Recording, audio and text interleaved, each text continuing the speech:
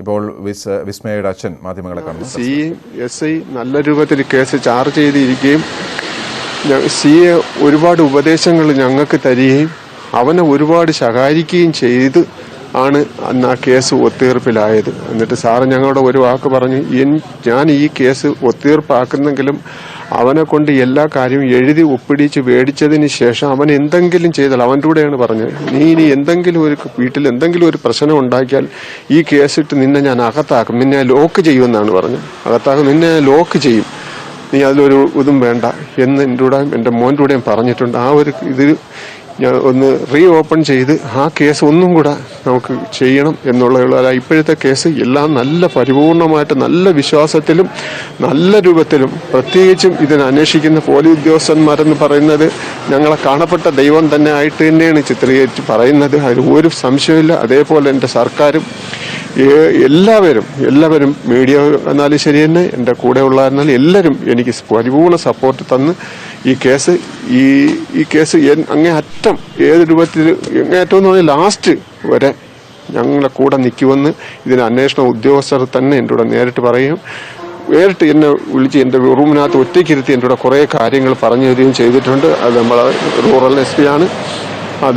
അതുകൊണ്ട് ഈ കേസിന് പറ്റി എനിക്കൊരു കുറ്റവും പറയാനില്ല. എനിക്ക് ഈ ഒരു കാര്യം കൂടെ ഉള്ളൂ, എനിക്ക് അന്ന് നടന്ന ആ കേസ് ഒന്നും കൂടെ റീ ഓപ്പൺ ചെയ്ത് ഒരു അന്വേഷണം വേണം.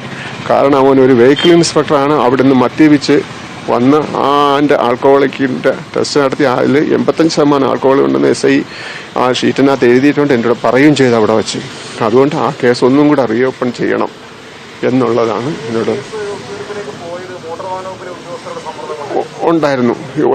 ഒരു ഉദ്യോഗസ്ഥൻ എൻ്റെ വീട്ടിൽ വന്നു, അവൻ്റെ കൂടെ ജോലി ചെയ്യുന്ന ഒരാൾ എൻ്റെ വീട്ടിൽ വന്നിരുന്നു.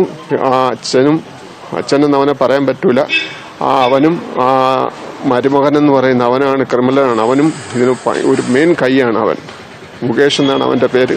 അവനും കൂടെ വന്നിരുന്ന് എന്നെ അച്ഛ എന്ന് പറഞ്ഞ് എൻ്റെ കാല് പിടിക്കുകയും അവനെ ഒരു കാരണവശാലും ഈ കേസിൽ ഉൾപ്പെടുത്തരുത്, അവനെ ഒഴിവാക്കണം, നിങ്ങൾ ഇനി ഒരു കാരണവശാലും അവൻ്റെ പേരിൽ ഒരു കേസ് വേറെ ഒരെണ്ണം ഉണ്ടാക്കാത്ത രൂപത്തിൽ ഞാൻ ചെയ്തോളാം എന്ന് അവൻ പരുവമായിട്ട് കാല് പിടിച്ചു. എൻ്റെ മോനെ കെട്ടിപ്പിടിച്ചിരുന്നാണ് അവൻ കരഞ്ഞും കൊണ്ടാണ് പറഞ്ഞത്, അളയാ വിട്ടേരളയാ, ഈ ഒരു പ്രാവശ്യത്തേക്ക് വിട്ടേരെ, നമുക്കത് ഇനി അവൻ്റെ ഭാഗത്തുനിന്ന് ഉണ്ടാവൂല എന്ന് പറഞ്ഞതിന് ശേഷം എൻ്റെ മോള് മരണപ്പെടുന്നത്.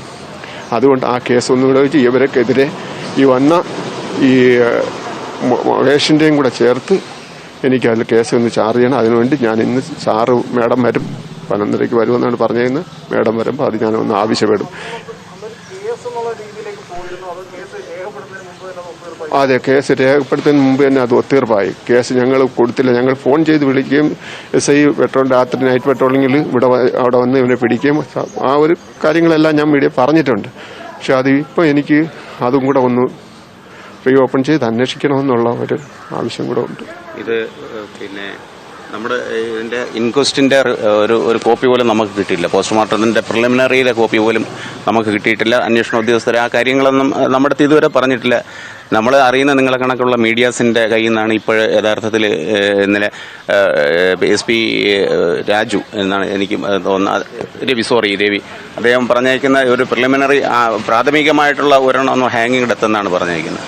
അപ്പോൾ ബാക്കിയുള്ള ഡീറ്റെയിൽസ് ആയിട്ടുള്ള പോസ്റ്റ്മോർട്ടം റിപ്പോർട്ടുകൾ 2-3 ദിവസത്തിനകം കിട്ടും എന്നാണ് ഞങ്ങൾ വിശ്വസിക്കുന്നത്. നമ്മൾ ഇന്നലെ അന്വേഷണ ഉദ്യോഗസ്ഥനായ DSP അദ്ദേഹത്തിൻ്റെ അടുത്ത് ഞാൻ പറഞ്ഞിരുന്നു, എനിക്ക് അതിൻ്റെ ഇൻക്വസ്റ്റിൻ്റെ ഒരു കോപ്പി കിട്ടണം, കേസ് ഏതൊക്കെ വകുപ്പ് ചുമത്തിയിട്ടാണ് ഇപ്പം കേസ് എടുത്തിരിക്കുന്നത് എന്ന് ഞാൻ അദ്ദേഹത്തിൻ്റെ അടുത്ത് ചോദിച്ചിരുന്നു. അദ്ദേഹം പറഞ്ഞ അതിൻ്റെ കോപ്പി തരാമെന്ന് പറഞ്ഞിട്ട് ഞാൻ ഇന്ന് അടക്കമുള്ളവർ മാധ്യമങ്ങളോട് സംസാരിക്കുകയായിരുന്നു.